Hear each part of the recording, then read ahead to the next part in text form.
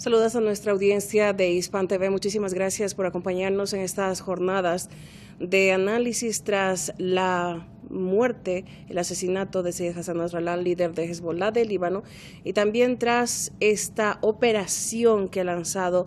Irán el día de ayer, Promesa Veraz 2, operación militar del Cuerpo de Guardianes de la Revolución Islámica de Irán contra los territorios ocupados palestinos. Tenemos, por supuesto, ya que arrancar este análisis Carmen Parejo Rendón, directora de la revista La Comuna en Sevilla, España, por supuesto colaboradora en medios alternativos, entre ellos Russia Today, que nos acompaña precisamente. Carmen, un gusto, muchísimas gracias por atendernos en esta jornada tan trascendental post-ataque de Irán a los territorios ocupados palestinos. Bien es cierto que hay algarabía en la región por precisamente este primer paso de una fase de operación que Irán ha empezado en contra del régimen de Israel, precisamente por varios motivos que ya hemos hablado en la agenda, como precisamente el asesinato de Ismail Haniyeh, el asesinato de Sayyid Hassan Nasrallah y, por supuesto, altos mandos militares de la resistencia, entre ellos también iraníes como Abbas Nilforushan, que era un alto comandante precisamente del Cuerpo de Guardianes. Y este ataque, Carmen, es,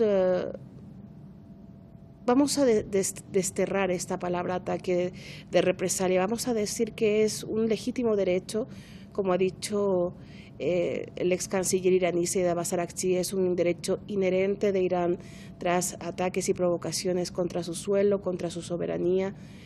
Y realmente me gustaría que usted amplíe, primero dejando en claro este concepto. Sí, bueno, un saludo en esta jornada, yo creo que tan relevante dentro de todos los acontecimientos que no paran de sucederse tanto en la región como en el mundo, porque yo creo que aquí hay una doble escala, hay una escala regional, pero yo creo que es evidente que hay una escala internacional también, porque nunca en ningún momento hemos visto tal doble rasero a la hora de explicar los acontecimientos. Entonces sí creo que es muy importante dejar claro, en primer lugar, que esta represalia iraní, que atiende por supuesto al derecho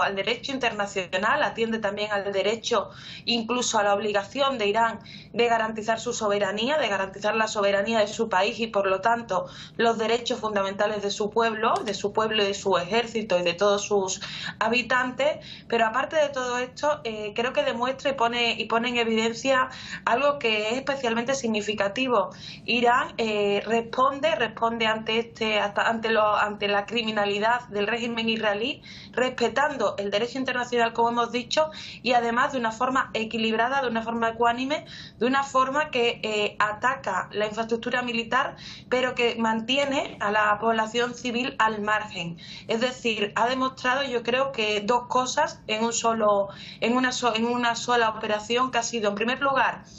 otra vez la vulnerabilidad de Israel, es decir, la supuesta cúpula de acero no es tal, y en segundo lugar que se puede responder incluso a nivel militar sin necesidad de ser un criminal, es decir, no actuando como actúa Israel de forma constante y en todas las partes, no solamente con respecto a Irán, sino sobre todo en Gaza, pero también ahora lo estamos viendo en Líbano, constante de forma recurrente se ve en Siria y además amenaza a otras naciones. Hay que recordar que recientemente desde altos mandos del gobierno sionista también han amenazado en este caso a la resistencia iraquí. Es decir, hay que tener en cuenta ese cambio de paradigma que muestra Irán, o sea, frente a la amenaza constante, frente al crimen, frente a la vulneración sistemática de todo el derecho internacional. Existe otra forma de enfrentar los conflictos, incluso de enfrentarlos de forma armada, que se basa en la legalidad, que se basa en los derechos, que se basa en la justicia y que se basa en la defensa de los pueblos y no en el ataque sistemático, en la vulneración y en el crimen, que es básicamente la actitud que lleva Israel teniendo de toda su historia, pero que sobre todo se ha acrecentado en el último año. Efectivamente es así, señor. Vamos a dar la bienvenida a Eduardo Luque, analista político, también en Barcelona, España, enriqueciendo hoy día el análisis posoperación Promesa Veraz 2, como ha denominado el Cuerpo de Guardianes de la Revolución Islámica de Irán a precisamente esta respuesta. Señor Luque, realmente hay un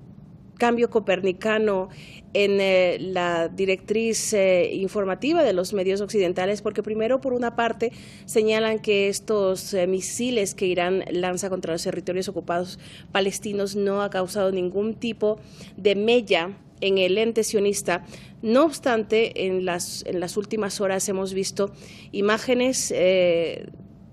documentos, pruebas evidentes de precisamente los daños que ha causado en las bases militares que son las de Hatzarin, Nevatín y Tel Nov del régimen de Israel en los territorios ocupados. Hay imágenes en vídeo, hay imágenes precisamente fotográficas que muestran estos daños infligidos a bases militares del régimen de Israel y, por supuesto, hay daños colaterales como en toda respuesta militar. Entonces, ¿a qué se debe este giro copernicano de los medios occidentales,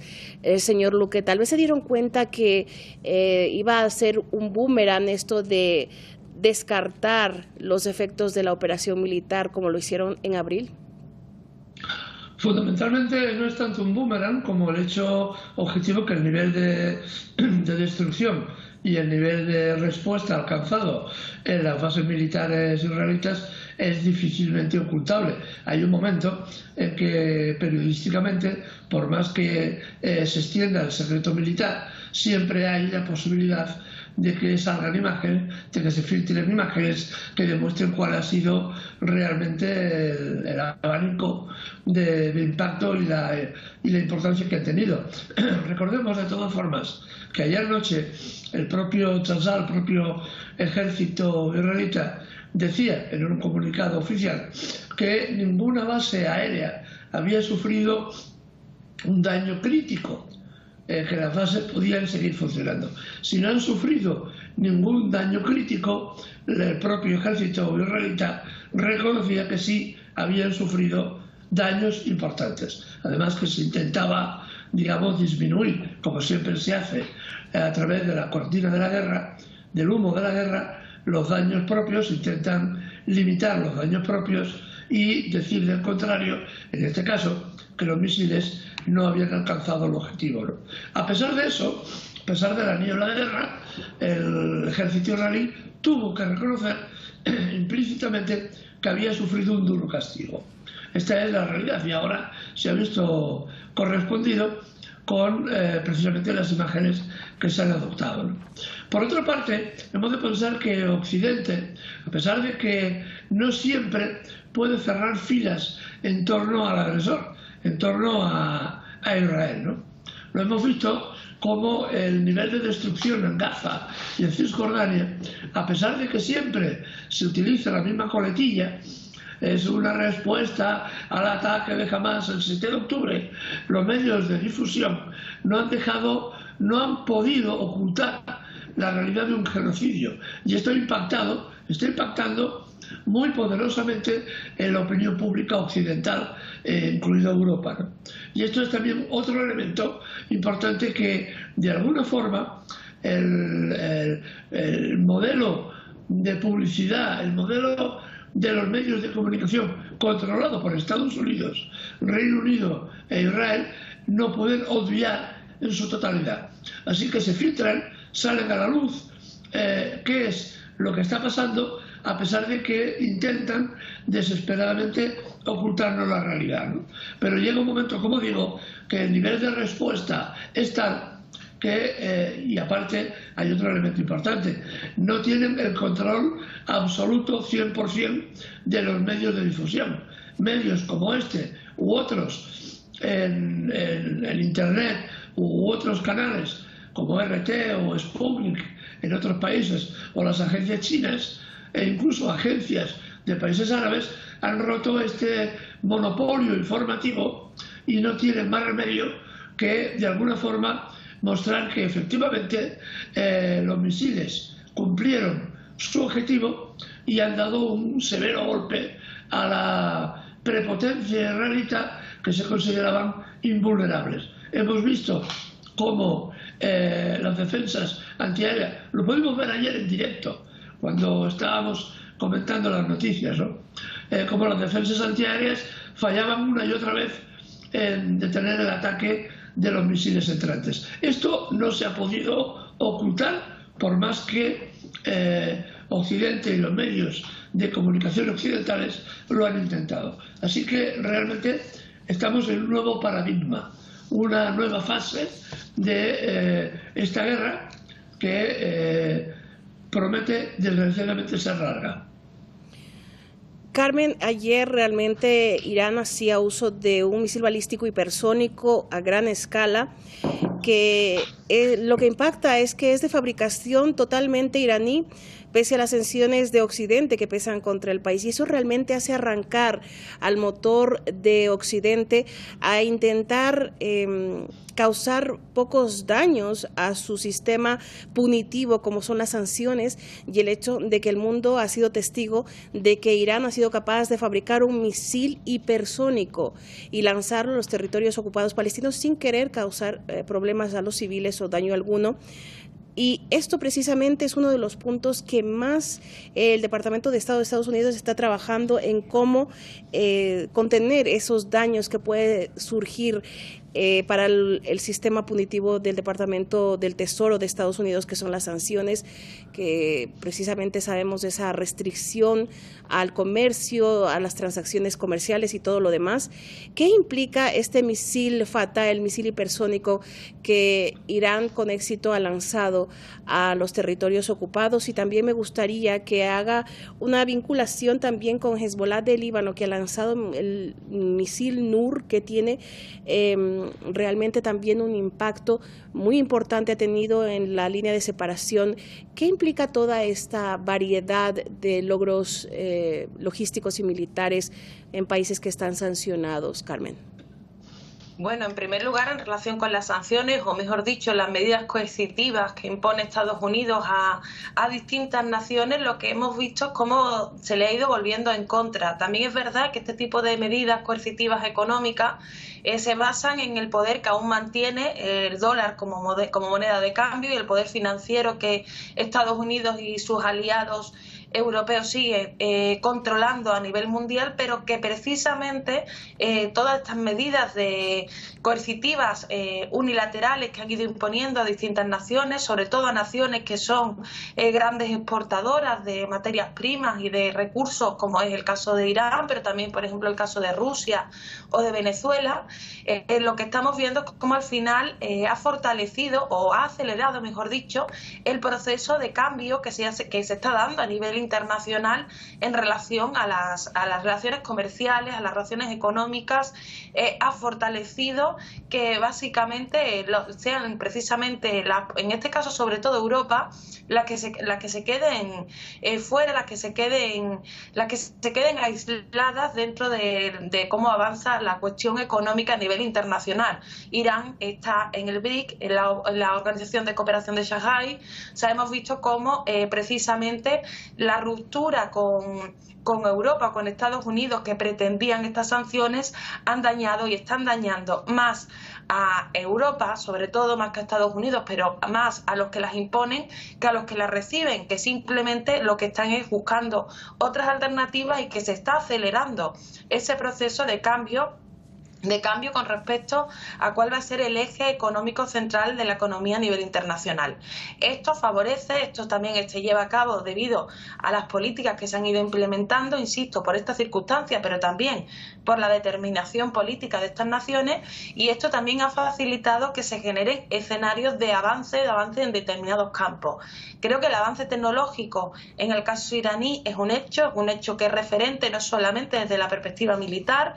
sino en distintos distintos campos. Ha habido un gran avance tecnológico dentro de Irán, y ese avance tecnológico también repercute, por supuesto, en una mejora de las capacidades a nivel armamentístico. Y yo creo que ha quedado claro, que ha sido evidente, Irán no solamente por las capacidades que ha demostrado en este operativo, sino también por las capacidades de exportar este tipo de armamento a otras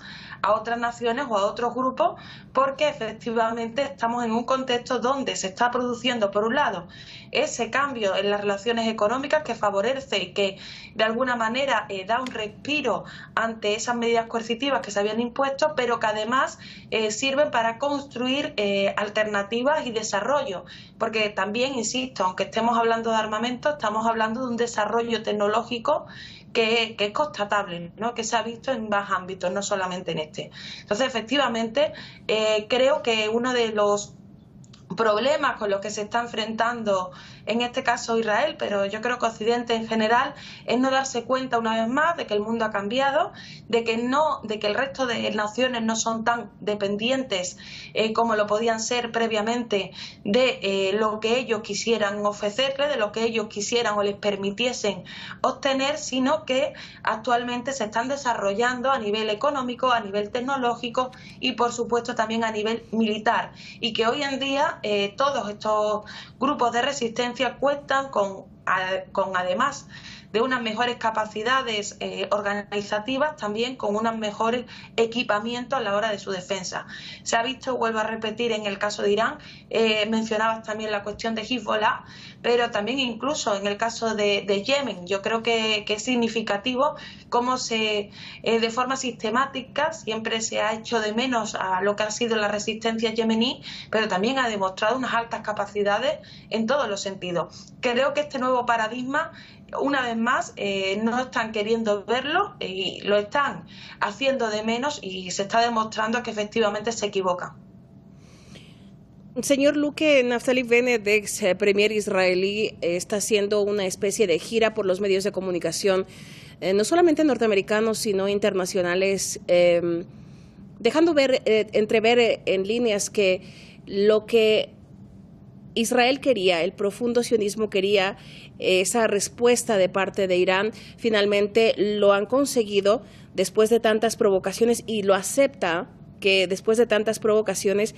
y que finalmente ya con esta respuesta de Irán, el sionismo ya tiene el pretexto perfecto para aducir un ataque de parte de Irán y pues entonces ahora sí involucrar a los Estados Unidos. Y precisamente la primera reacción, una de las primeras reacciones que ha habido, yo diría una de las bastante contundentes, es de Jake Sullivan, asesor de la Seguridad Nacional estadounidense, que ha llamado a todos los países del mundo a unirse a la protección de Israel y pues hacer frente a Irán. Realmente este inicio de estos periplos de autoridades israelíes, exautoridades israelíes con el acompañamiento de Estados Unidos, ¿qué quieren marcar en el mundo? Fundamentalmente lo que se pretende es marcar un relato diferente, no el relato hegemónico que se quiere imponer, que Israel, paradójicamente, Occidente pretenda que sea el país agredido y no el país agresor, y lo que se pretende es efectivamente dar una imagen, otra imagen, otro relato diferente a lo que realmente se quiere imponer como el relato dominante, ¿no? Y esto es también una evidencia. Estados Unidos tiene ahora también un grave problema, puesto que no puede dejar de defender y apoyar a Israel, pero al mismo tiempo tiene un grave problema en Ucrania, puesto que se le está desmontando todo el entramado que había creado, toda la ilusión que era posible derrotar a Rusia y derrotar a Irán, y en este momento tiene un grave problema precisamente porque ni está pudiendo ni puede derrotar a Rusia, que al contrario, bien al contrario, parece que la guerra en Ucrania va camino de la victoria de las fuerzas rusas, ya comienza a ser una evidencia incluso para los Estados Unidos, pero mientras sigue insuflando armas y dinero en la guerra en Ucrania, y al mismo tiempo tiene que mantener otro frente insuflando armas y dinero también para la guerra en Gaza y Cisjordania, y ahora ampliada a la guerra, si es que desgraciadamente se produce, a la guerra, al conflicto con Irán, ¿no? Así que tiene múltiples frentes abiertos. Estados Unidos ya no es la potencia que era al final de la Segunda Guerra Mundial, cuando se hablaba de ella, que era la fábrica del mundo, y era verdad. Ahora esta fábrica es China, no Estados Unidos, y evidentemente tiene una importante debilidad económica, puesto que está generando, a consecuencia de estas guerras y de la inversión que realizan ellas, una enorme deuda externa que no puede pagar y que más temprano que tarde provocará importantes problemas y movimientos financieros. Así que Estados Unidos, a pesar de toda la retórica belicista, también ha de mirar muy detenidamente qué es lo que está pasando, incluso las consecuencias de sus acciones, porque lo que estamos viendo también tiene, como decía la compañera Carmen, precisamente repercusiones internacionales más que evidentes. Todos los países del sur están mirando con detenimiento y con muchísima atención lo que está ocurriendo en la Franja de Gaza, en el Líbano y en Ucrania. Es por eso que los rumores, aún por confirmar, hablan de que en la reunión de Kazán, donde se dará un espaldarazo importantísimo al desarrollo de los países BRICS, se habla ya de cerca de 40 países que están dispuestos a entrar dentro de este grupo de cooperación económico social, ¿no? Porque va más allá de lo económico. Esto es una cifra no solamente importante por el número de países, sino por la enorme cantidad de población y riqueza que representan. Países que pueden entrar, como ya han dicho, como Malasia, Tailandia e incluso Afganistán, que también ha solicitado la entrada de los BRICS, realmente marcan un mundo nuevo y diferente que Estados Unidos, como potencia hegemónica, intenta detener este avance, y lo que hace es, a través de la guerra, a través de usar a sus aliados para promover guerras que paralicen el desarrollo de los BRICS. Porque hay, como digo, muchos países que están mirando con suma atención lo que está ocurriendo para decidirse finalmente si entran en este grupo de cooperación y abandonan, como decía bien Carmen, abandonan también poco a poco, o más rápidamente, depende de cada caso, el dólar como moneda de referencia, que es, digamos, el gran problema de Estados Unidos. Su problema es de que emite dinero que no está respaldado con nada. Nada más respalda al dólar que otros billetes de color verde. Se hablaba de que se está desarrollando o se pretende, no sabemos si se presentará en Kazán o no, como novedad ya, una moneda digital para todos los países BRICS que estaría refrendada con el 40% de las reservas de euro. Y esto es mucho más, infinitamente mayor, que el respaldo que tendría el dólar norteamericano, que, como digo, no tiene ningún tipo de respaldo más que la emisión de papel pintado, y que todo el mundo está obligado a admitir que tiene un valor determinado, puesto que si no, hasta este momento, Estados Unidos, quien cuestionara el poder del dólar, automáticamente sufría las consecuencias militares, políticas y económicas, como sufrió Irán después de la revolución islámica, ¿no? Que esto ha sido lo que ha pasado. Irán ha tenido mucho tiempo para desarrollar sus propias energías internas, y ahora vemos precisamente en el desarrollo de su capacidad militar cómo esta energía, estas sanciones, no lo han debilitado, sino que han espoleado la inteligencia y la capacidad para, de los propios recursos, sacar elementos de disuasión político-militar, que es lo que en este momento ha demostrado Israel, que Irán, que a pesar de las sanciones, a pesar de las tremendas sanciones durante décadas,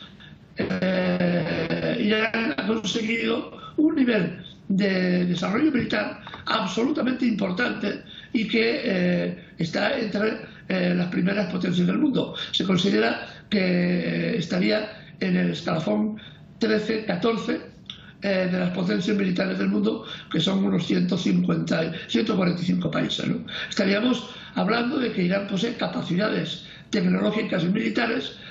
muy elevadas, a pesar de las durísimas sanciones que ha sufrido su población. Por tanto, esto es otra reflexión más, otro elemento más a añadir a lo que está ocurriendo.